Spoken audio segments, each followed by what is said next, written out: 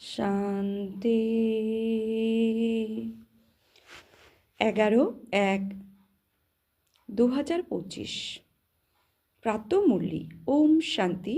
বাপদাদা মধুবন। আজকের বাপদাদার অমূল্য মহাবাক্য হচ্ছে, বৃষ্টি বাচ্চারা, যোগ হলো অগ্নির সমান, যার মধ্যে তোমাদের সমস্ত পাপ জ্বলে পুড়ে ভস্ম হয়ে যায়। যোগ অগ্নির সমান, যাতে করে সমস্ত পাপ জ্বলে পুড়ে ভস্ম হয়ে যায়। আত্মা শতপ্রধান হয়ে যায়, এই কারণে এক বাবারই স্মরণে থাকো। তো যোগে অগ্নিতে নিজের পাপকে ভস্ম করা। তো যত যত আমরা আত্মা হয়ে পরমাত্মার সাথে যোগ লাগাবো, তেমনই যোগের অগ্নি প্রজ্বলিত হবে।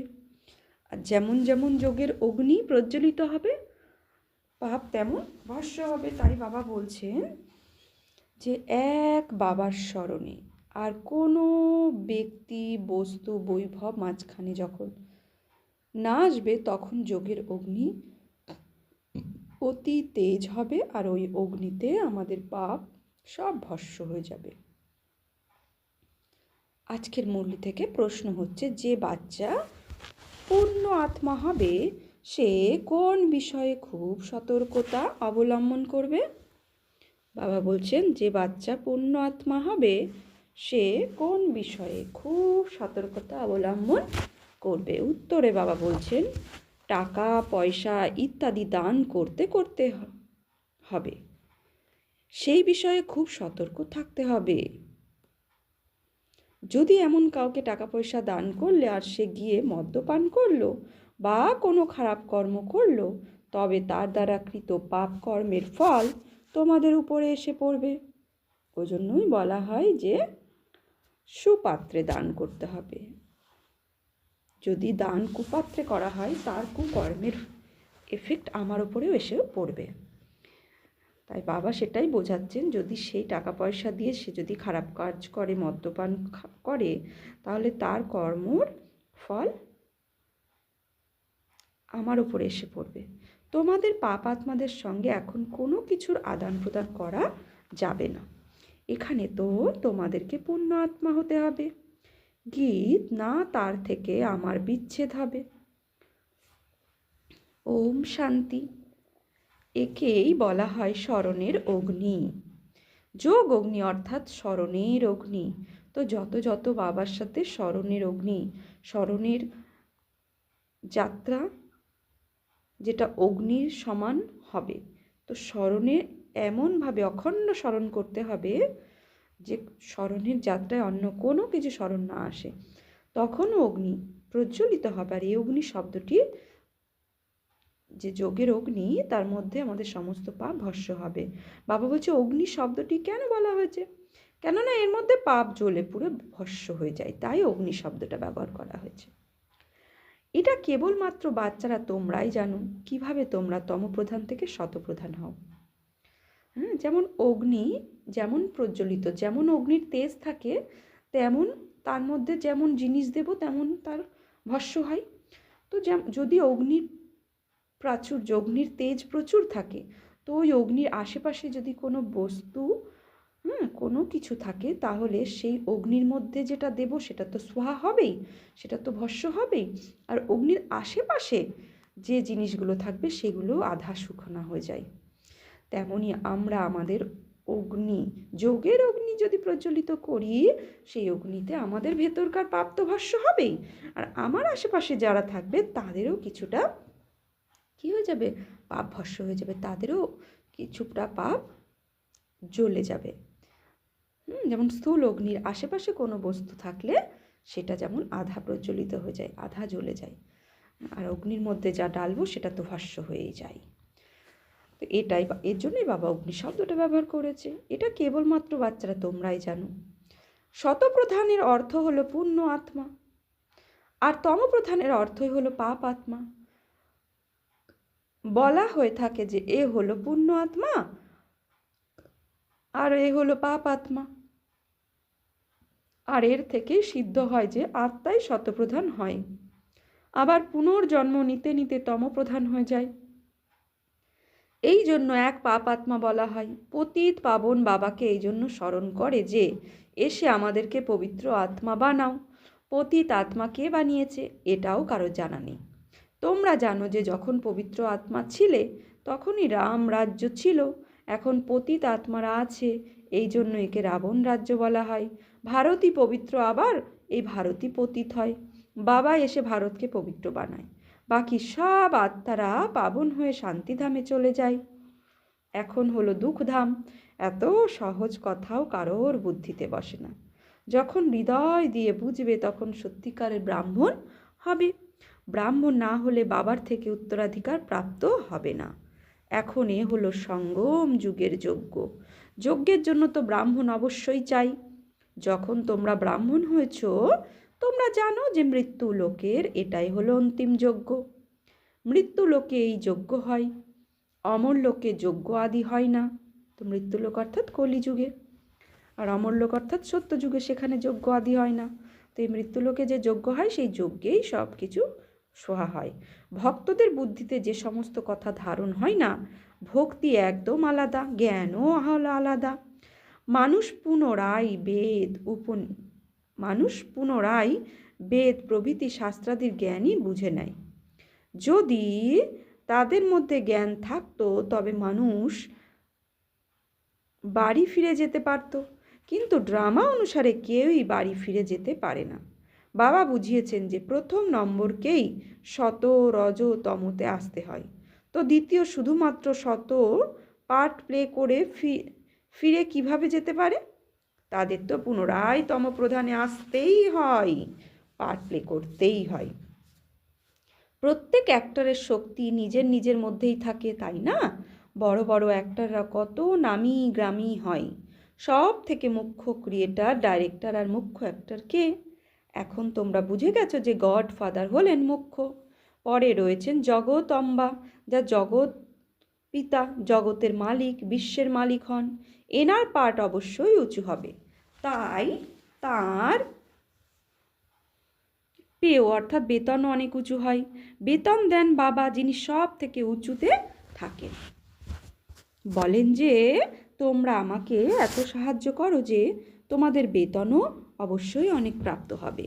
ব্যারিস্টার পড়ালে তো বলবে যে এত উঁচু পদ প্রাপ্ত করাচ্ছি, তো এই পড়ার উপর বাচ্চাকে কতটা একাগ্রতা হতে হবে। গৃহস্থেও থাকতে হবে, কর্মভোগ সন্ন্যাস, তাই না? বলছে কর্মযোগ, গৃহস্থও থাকতে হবে, কর্মযোগ সন্ন্যাস, অর্থাৎ কোন কর্ম যোগ করতে হবে আর কোন কর্ম সন্ন্যাস করতে হবে। তো সেটাই, গৃহস্থ থেকে কর্ম করতে করতে ঈশ্বরের সাথে যোগ, আর বিকর্ম শতহত সন্ন্যাস হয়ে যাবে ত্যাগ। ঈশ্বরের চিন্তন, অর্থাৎ হাতে কর্ম করছি, স্মরণের দ্বারা ঈশ্বরের চিন্তন, তো এই কর্মযোগ হয়ে গেল। আর সন্ন্যাস বিকর্ম, অর্থাৎ ব্যর্থ নেগেটিভ শতহ সন্ন্যাস হয়ে যাবে, তো এই কর্মযোগ সন্ন্যাস, তাই না? গৃহস্থ ব্যবহারে থেকে সব কিছু করতেও বাবার সাথে অবিনাশী উত্তরাধিকারী পাওয়ার জন্য পুরুষার্থ করতে হবে। এর মধ্যে কোনো পরিশ্রম নেই, কাজ কর্ম করতে করতেও সেই বাবার স্মরণ করতে হবে। জ্ঞান তো খুব সহজ, গাওয়াও হয় যে হে পতিত পাবন, এসে আমাদের পবিত্র বানাও। পবিত্র দুনিয়াতে তো রাজধানী আছে, তো বাবা সেই রাজধানীরও মালিক বানাচ্ছেন। এই জ্ঞানে মুখ্য দুটি বিষয় আছে, আলফ আর বে, অর্থাৎ বাবা আর স্বর্গের বাদশাহী। বে মানে বাদশাহী।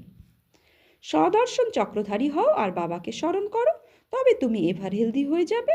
বাবা বলেন আমাকে স্মরণ করো, ঘরকেও স্মরণ করো। আমাকে স্মরণ করলে তোমরা ঘরে যেতে পারবে।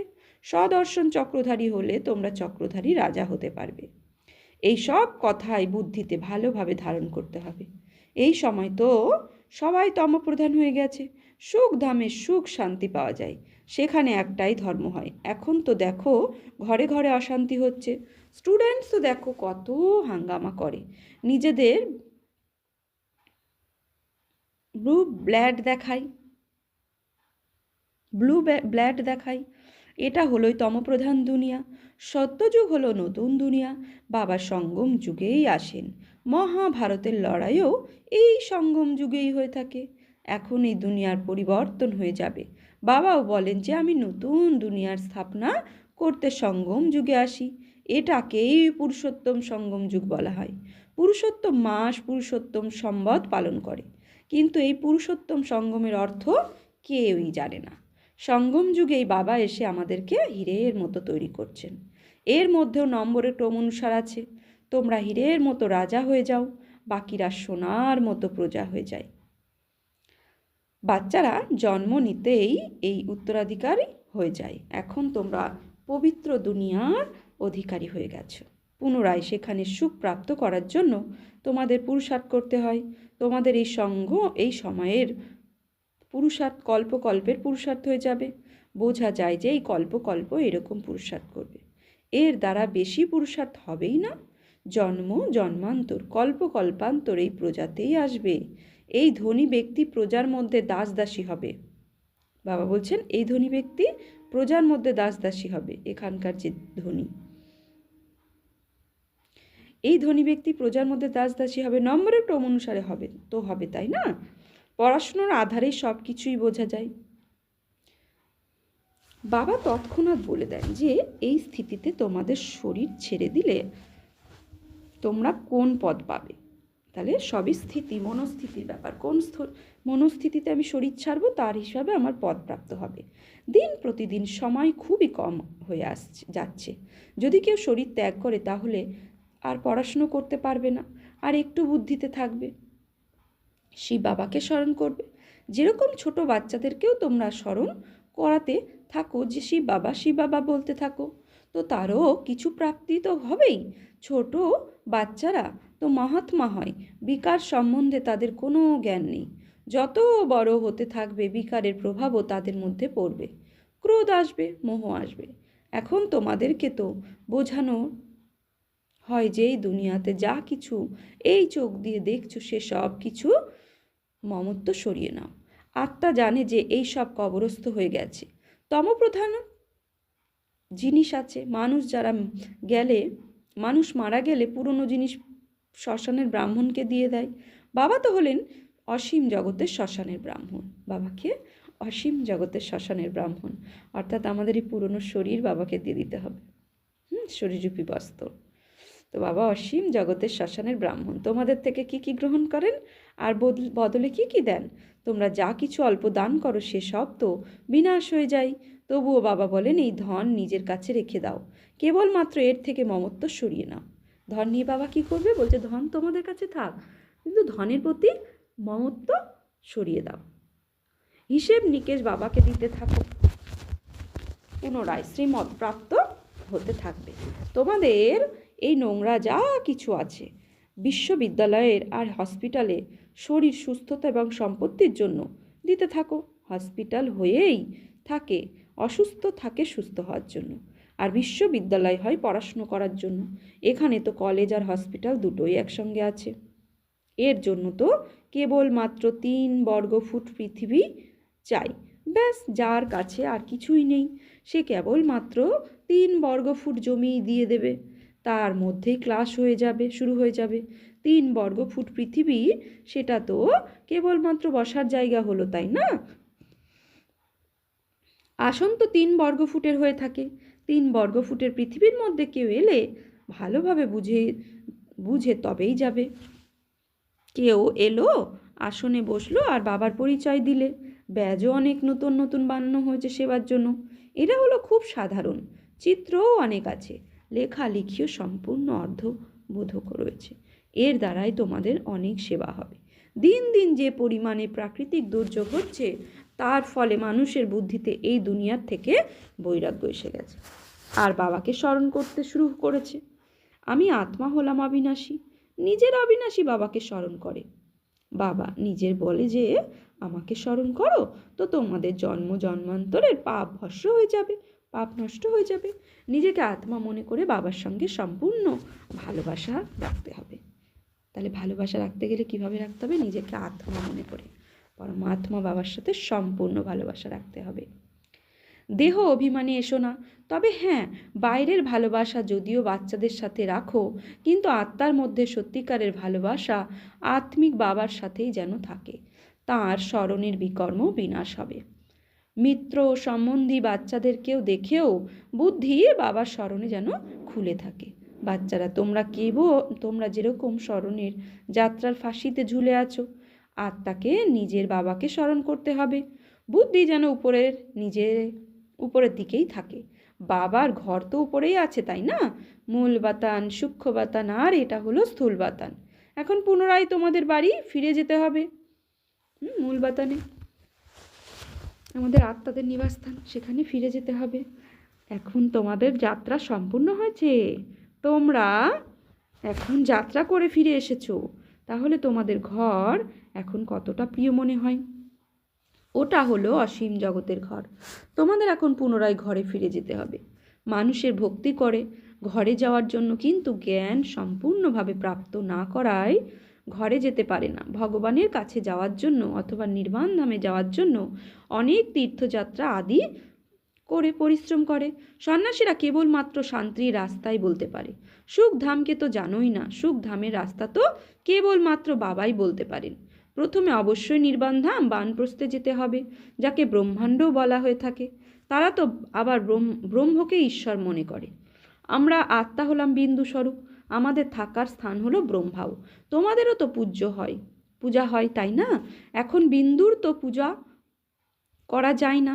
যখন পূজা করে তখন শালগ্রাম বানিয়ে এক এক আত্মাকে পূজা করে বিন্দুর পূজা কিভাবে হবে? জ্যোতিবিন্দু, নিরাকার জ্যোতিবিন্দু এক প্রকাশ, তার পূজা কিভাবে হবে? তাই শালগ্রাম অর্থাৎ শালগ্রাম শিলা বানিয়ে তাকে পূজা করে। এই জন্য বড় বড় বানায়। বাবারও তো অনেক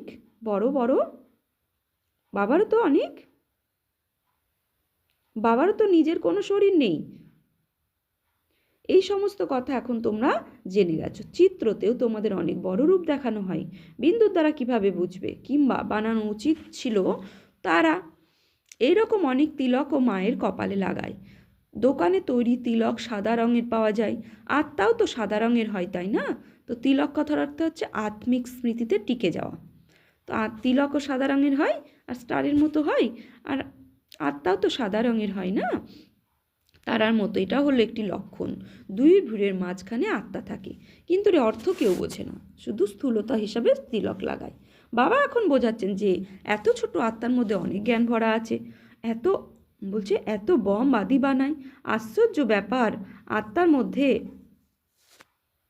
বাবা বলছেন আশ্চর্য ব্যাপার, আত্মার মধ্যে এই সমস্ত পাঠ ভরা আছে। এই সমস্ত কথা হলো অত্যন্ত গুপ্ত। এত ছোট আত্মা শরীরের মধ্যে থেকে অনেক কাজ করে। আত্মা হলো অবিনাশী, তার অভিনয় কখনো বিনাশ হয় না, আর না তার অভিনয় বদলে যায়। এখন মনুষ্য বৃক্ষ অনেক বড় হয়ে গেছে। সত্যযুগে অনেক ছোট ঝাড় হয়, পুরনো তো হয় না। মিষ্টি ছোট বৃক্ষের কলম এখনই রোপণ করা হয়েছে।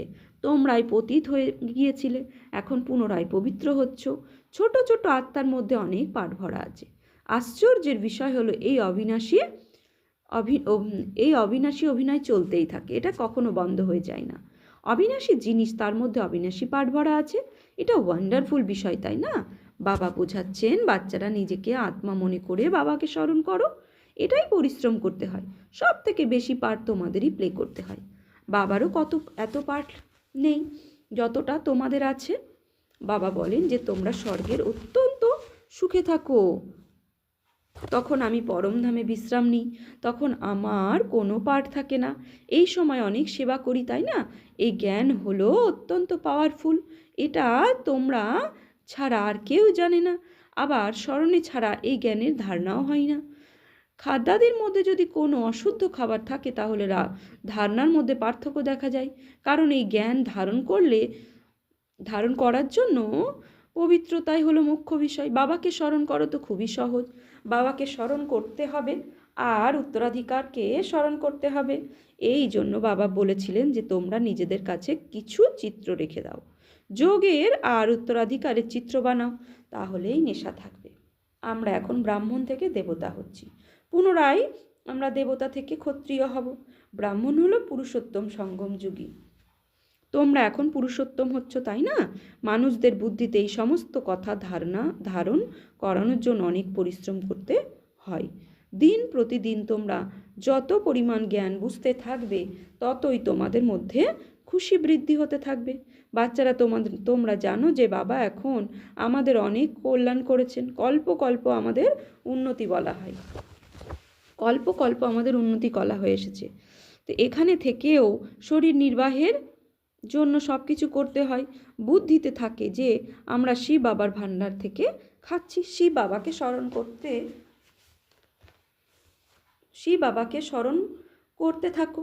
যে কান, বাবা বলছে শিব বাবাকে স্মরণ করতে থাকো, তো কাল কণ্টক দূর হয়ে যাবে। তো পুনরায় এই পুরনো শরীর ছেড়ে চলে যাবে। বাচ্চারা বুঝে গেছে যে বাবা কিছুই গ্রহণ করেন না, তিনি তো হলেন দাতা। বাবা বলেন যে আমার শ্রীমতে চলো। তোমরা টাকা পয়সা কাকে দান করবে? যে বিষয়ে অনেক সতর্ক থাকতে হবে। বলছে সেই বিষয়ে, টাকা পয়সা দানের বিষয়ে অনেক সতর্ক থাকতে হবে। যদি এখন কাউকে টাকা পয়সা দান করলে আর সে গিয়ে সেই টাকা পয়সা দিয়ে মদ্যপান করলো বা কোনো খারাপ কর্ম করলো, তখন তার পাপ কর্মের ফল তোমাদের ওপর এসে পড়বে। পাপ আমাদের সাথে আলাদা আলাদা, পাপ আত্মাদের সাথে আলাদা আলাদা আলাদা করে পাপ আত্মা হয়ে যাবে। আদান প্রদান করলে, পাপ আত্মাদের সাথে আদান প্রদান করলে পাপ আত্মা হয়ে যাবে। অনেক পার্থক্য আছে। পাপ আত্মাদের সাথে সাথে আদান প্রদান করে, পাপ আত্মা হয়ে যায়। এখানে তো তোমাদের পুণ্য আত্মা হতে হবে। এই জন্য পাপ আত্মাদের সাথে কোনো প্রকারের আদান প্রদান করো না। বাবা বলেন যে কাউকে দুঃখ দিও না, কারোর মধ্যে মোহ রেখো না। বাবা তো স্যাকারিন হয়ে এসেছেন। পুরনো খড়কুটো দিয়ে দেখো বিনিময়ে কাজে সুখ পাও। অনেক মোটা সেই অঙ্ক, বাবা বলছেন অনেক মোটা সেই অঙ্ক। বাবা খুব সরল প্রকৃতির। 2 মুঠো চাল দিয়ে অনেক বড় মহল দিয়ে দেন, যেটা সুদামা করেছিল। সেই সুদামা বর্তমান ব্রাহ্মণ আত্মাদেরই কাহিনী, যে 1 মুঠো যে চাল যজ্ঞে সোহা করবে, তে সত্যযুগের স্বর্ণীয় দুনিয়ার মালিক হয়ে যাবে। আচ্ছা, মিষ্টি মিষ্টি হারানিধি বাচ্চাদের প্রতি মাত পিতা বাপদাদার স্মরণে স্নেহ সুমন আর সুপ্রভাত। আত্মাদের পিতা তার আত্মারূপী বাচ্চাদের জানাচ্ছেন নমস্কার। আমরা আত্মারূপী বাচ্চারা আত্মারূপী বাপদাদাকে জানাচ্ছি নমস্কার, সুপ্রভাত, ধন্যবাদ। ধারণার জন্য মুখ্য সার, এখন যারা সম্পূর্ণ হয়েছে বাড়ি ফিরে যেতে হবে। সেই জন্য এই পুরনো দুনিয়া থেকে অসীম জগতের বৈরাগ্য হয়ে বুদ্ধিযোগ এক বাবার সাথেই রাখতে হবে। 2, সঙ্গম যুগে বাবা যে যজ্ঞ রচনা করেছেন এই যজ্ঞকে রক্ষা করার জন্য সত্যিকারের পবিত্র ব্রাহ্মণ হতে হবে। কাজকর্ম করতে করতেও বাবাকে স্মরণ করতে হবে। বরদান, আমি রত্নের স্মৃতি দ্বারা নিজের জীবনের মূল্যকে জেনে সদা সমর্থ ভব। আমি রত্নের স্মৃতি দ্বারা, আদিরত্ন অর্থাৎ সত্যযুগের দেব আত্মা, আমি আদিরত্নের স্মৃতির দ্বারা নিজের জীবনের মূল্যকে জেনে সদা সমর্থ ভব। যেরকম ব্রহ্মা বাবা হলেন আদিদেব, তো আমরাও আদি রত্ন এক একটা বাবার সাথে। তো এইরকম ব্রহ্মা কুমার কুমারীরা হলো আদিরত্ন। আদিদেবের বাচ্চারা হলো মাস্টার আদিদেব। নিজেদেরকে আদিরত্ন মনে করেই নিজের জীবনের মূল্যকে জানতে পারবে। কেননা আদিরত্ন অর্থাৎ প্রভুর রত্ন, ঈশ্বরীয় রত্ন। তাহলে কতটা ভ্যালু হয়ে গেল। এই জন্য সদা নিজেকে আদিদেবের বাচ্চা, মাস্টার আদিদেব, আদিরত্ন মনে করে প্রত্যেক কার্য করো, তো সমর্থভাবে ভব বরদান পেয়ে যাবে। কিছু ব্যর্থ যেতে পারবে না। স্লোগান, জ্ঞানী তো আত্মা হলেও সে যে ধোঁকা খাওয়ার আগেই পরখ করে নিজেকে বাঁচিয়ে নেয়। নিজের শক্তিশালী মনসার দ্বারা সকাশ দেওয়ার সেবা। এখন সেবাতে সকাশ দেওয়ার সাথে সাথে বুদ্ধিকে পরিবর্তন করার সেবা অ্যাড করো। তারপর দেখো সফলতা তোমাদের সামনে স্বয়ং ঝুঁকে পড়বে। সেবাতে যে বিঘ্ন আসে, সেই বিঘ্নগুলির পর্দার ভিতরে কল্যাণের দৃশ্য লুকিয়ে থাকে। কেবল মনসা বাণীর শক্তির দ্বারা বিঘ্নের পর্দা সরিয়ে দাও। মনসা বাণীর শক্তির দ্বারা বিঘ্নের পর্দা সরিয়ে দাও, তাহলেই ভিতরে কল্যাণের দৃশ্য দেখতে পাবে। তার মানে সেবাতে বিঘ্ন আসা মানে কল্যাণ। আজকে সমান নেব আমি সদা সমর্থ আত্মা। আমি সদা সমর্থ আত্মা। ওম শান্তি।